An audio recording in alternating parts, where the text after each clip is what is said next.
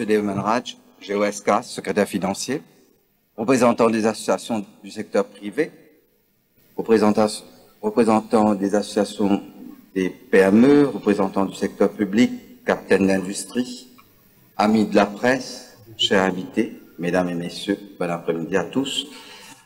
C'est avec un immense plaisir que j'ouvre aujourd'hui cette session d'échange entre les représentants des pouvoirs publics et les principaux acteurs du secteur privé mauricien. Cette initiative s'intègre dans notre volonté portée au plus haut sommet de l'État par le Premier ministre de baser notre relance sur un dialogue continu et efficient entre le public et le privé. Je me saisis de cette opportunité pour saluer votre présence et vous faire part de mon enthousiasme concernant les nombreux projets que nous aborderons ensemble au cours des prochaines heures. Mesdames et messieurs, ce dialogue est au cœur de notre stratégie de relance. Le budget 2021-2022, intitulé Better Together, Mieux ensemble, est précisément un appel lancé aux opérateurs privés pour que nous bâtissions conjointement la reprise économique. La vaccination et l'ouverture par phase des frontières constituent son point de départ. Sur le premier aspect, celui du programme de vaccination, les choses vont bon train, tant du côté de l'approvisionnement que de l'inoculation. Hier soir, nous avons reçu 500 000 doses de vaccins supplémentaires. Plus de 580 000 Mauriciens ont déjà reçu leur première dose. Sur les derniers jours, ce sont quelques 17 000 personnes qui ont été vaccinées de façon journalière.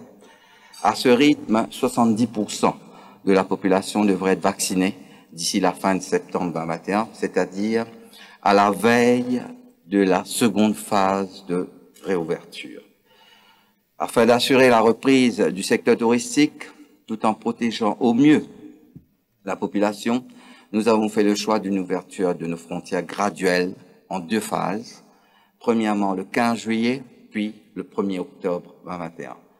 Nous devons maintenant capitaliser sur ces deux éléments, la vaccination et la réouverture, en implémentant efficacement les mesures budgétaires. Et cela avec votre support, vous, les capitaines d'industrie.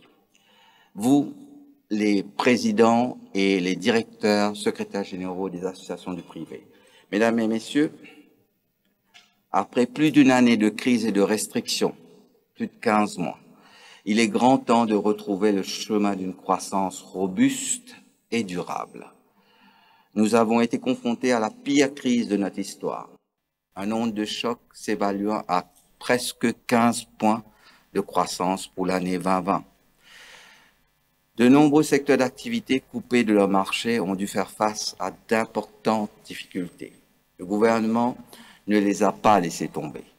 Wage Assistance Scheme, Self-Employed Assistance Scheme, One-Off Grant pour les Self-Employed, prêt à taux zéro pour les PME, création de la MIC, et j'en passe, sont quelques-unes des mesures parfois non conventionnelles, mais ô combien efficaces, que le gouvernement et les institutions publiques ont mis en place pour que notre économie résiste à la Covid-19. Il s'agissait de préserver, je le dis bien, préserver coûte que coûte notre capacité de production. Nous avons soutenu les entreprises qui n'avaient avant la crise aucune raison de sombrer, mais aussi celles qui avaient des difficultés existantes. C'est à ce prix que nous avons pu nous prémunir d'une explosion de défauts de paiement, de faillites et de licenciements. Au total, environ 100 milliards de roupies ont été mises à la disposition du privé depuis le début de la crise, en incluant l'apport de la MIC. J'ai été ravi de constater que plusieurs capitaines d'industrie présents aujourd'hui dans la salle ont publiquement salué le support apporté par le gouvernement pour passer la crise. Cette mobilisation sans précédent porte ses fruits. Je le dis, nous visons une croissance de 9% pour l'année fiscale 2021-2022. C'est notre objectif. Nous devons travailler pour y arriver. Mesdames et messieurs, pour atteindre cet objectif, nous faisons de la relance de l'investissement une priorité.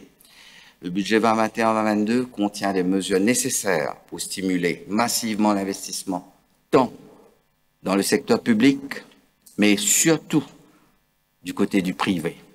ce qui aura pour conséquence de faire repartir d'une part notre niveau de PIB à la hausse et d'autre part notre taux de chômage et d'entêtement à la baisse. Pour ce faire, nous misons sur un programme d'investissement public d'envergure dans les infrastructures publiques à environ 60 milliards de roupies. Drains, approvisionnement en eau, réseaux routiers, logements sociaux ou encore installations éducatives, sportives et récréatives feront partie de ce grand plan d'investissement public. En y associant également les opérateurs du privé, nous allons stimuler l'emploi, la consommation et la création de richesses tout en améliorant encore davantage les conditions de vie de la population.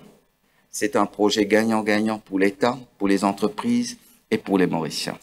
Mesdames et messieurs, la force de l'économie mauricienne réside dans sa capacité d'adaptation. En quelques décennies seulement, la structure économique du pays a fondamentalement changé.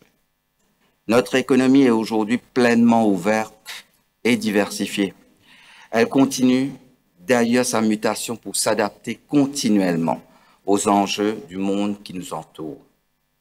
C'est dans cette perspective que notre rôle en tant que gouvernement est d'accompagner ces évolutions en assurant les conditions favorables d'une croissance solide et inclusive. Le budget 2021-2022 s'attarde donc sur la modernisation des secteurs d'activité traditionnels, mais aussi sur la création de nouveaux vecteurs de croissance. À cet égard, permettez-moi de citer quelques-unes des mesures clés introduites pour nos pôles dits traditionnels. Il s'agit notamment de la création du Modernization and Transformation Fund, qui aura une capacité d'investissement de 5 milliards de roupies.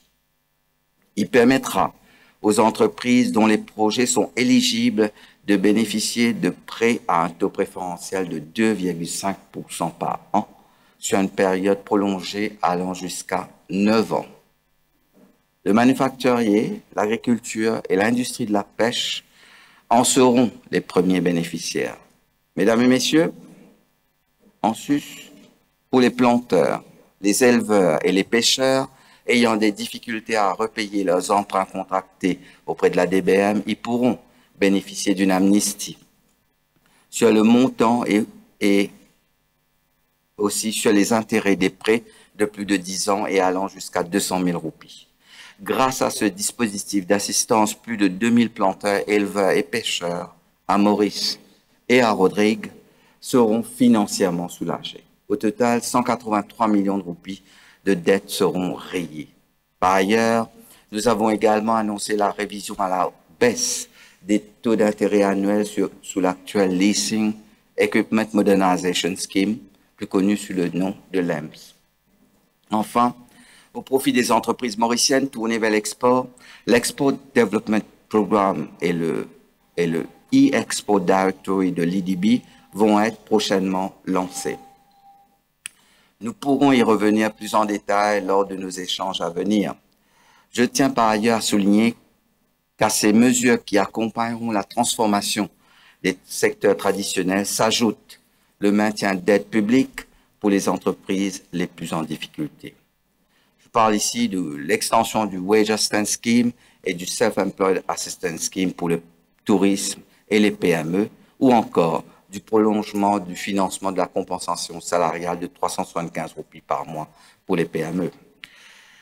Pour les entreprises qui sont toujours soumises à des restrictions d'opération, notamment les opérateurs de l'événementiel et de la culture, nous allons leur apporter notre soutien. À cet effet, une série d'aides ciblées sera bientôt annoncée. Mesdames et messieurs, le gouvernement base en outre ce plan de relance sur la création de nouveaux pôles de croissance. Les énergies renouvelables constituent ce premier levier de croissance à enclencher. L'objectif ambitieux du gouvernement est que la part d'énergie renouvelable dans notre mix énergétique s'établisse à 60% et que l'utilisation du charbon soit progressivement abandonnée d'ici 2030. Pour encourager ce changement positif pour notre économie et notre environnement, la bagasse sera désormais rémunérée à 3,50 roupies par kilowattheure. Cette annonce va de pair avec la possibilité d'ici peu pour les entreprises et les particuliers de vendre directement au CEB de l'électricité provenant de sources renouvelables si le prix est inférieur au tarif maximum fixé. Je suis convaincu que ces deux mesures amèneront une réponse stratégique de la part des producteurs d'électricité existants et appellera de nouveaux acteurs sur ce marché d'avenir. Mesdames et messieurs, parallèlement aux énergies vertes, l'industrie pharmaceutique doit devenir un nouveau pilier de notre économie. C'est un marché de plus de 1000 milliards de dollars par an qu'il nous faut commencer à conquérir. Pour cela, le gouvernement se donne les moyens d'attirer sur notre territoire les leaders mondiaux en matière de production de vaccins. Nous allouerons un capital de départ d'1 milliard de roupies à ce projet qui a d'ailleurs déjà démarré avec le lancement d'un appel à manifestation d'intérêt par l'IDB. Par effet de ricochet, il ne fait nul doute que l'implémentation future à Maurice d'un géant pharmaceutique ouvrira la porte à de nombreuses opportunités pour les opérateurs locaux. Mesdames, Messieurs, dans le discours du budget, j'ai également exposé les grandes lignes directrices de la transformation du partenariat public-privé. Nous proposons un changement fondamental dans l'approche adoptée jusqu'à présent. À cet effet, un guichet unique est en train d'être mis en place au niveau de l'IDB. Ce guichet, la Trade Development and Intelligence Cell, facilitera grandement la conduite des activités économiques pour nos entreprises. Ce n'est pas pour rien que Maurice s'est hissé à la 13e place du dernier classement Ease of Doing Business de la Banque mondiale et que le pays poursuit sa trajectoire ascendante. Un autre élément important de cette nouvelle stratégie est la création d'un dispositif de soutien aux entreprises par l'IDB. Le but est de fournir des services sur mesure et personnalisés aux entrepreneurs par le biais de gestionnaires de comptes dédiés. Grâce à cela, les entreprises mauriciennes auront un point de contact permanent avec les autorités publiques. Au travers de ce mécanisme, nous irons ensemble plus vite et plus loin. Mesdames et Messieurs, la coopération entre le secteur public et le secteur privé à Maurice a été saluée au niveau international comme une pièce maîtresse de notre réussite économique. Le caractère extraordinaire et non conventionnel de la situation dans laquelle nous nous trouvons actuellement rend cette collaboration encore plus essentielle. C'est dans ce contexte que j'ai tenu à vous réunir aujourd'hui. Vous avez tous répondu positivement à cette invitation, je m'en réjouis. C'est la preuve évidente que nous sommes de part et d'autre dans une approche participative de réussite collective. C'est bien pour cela que nous avons eu cet échange et que nous continuerons de dialoguer pour bâtir ensemble la prospérité et la résilience de notre pays, de son économie et de sa société. Euripide avait écrit « Aucun de nous ne sait ce que nous savons tous ensemble ». Je le paraphraserai en disant « Aucun de nous ne peut ce que nous pouvons tous ensemble ». Chers invités, je tiens à vous remercier personnellement pour votre venue et votre volonté de travailler ensemble pour reconstruire notre économie. Je suis moi-même issu du secteur privé. Je suis convaincu que son apport est essentiel pour assurer notre reprise économique. C'est dans ce cadre que j'ai le plaisir d'annoncer que nous travaillons actuellement sur la mise en place d'un Public-Private Joint Committee.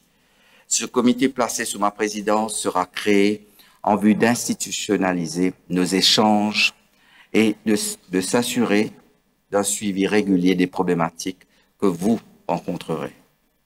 Nous nous réunirons une fois tous les 3 mois. Je souhaite faire de ces rencontres trimestrielles un outil pragmatique au service de notre réussite.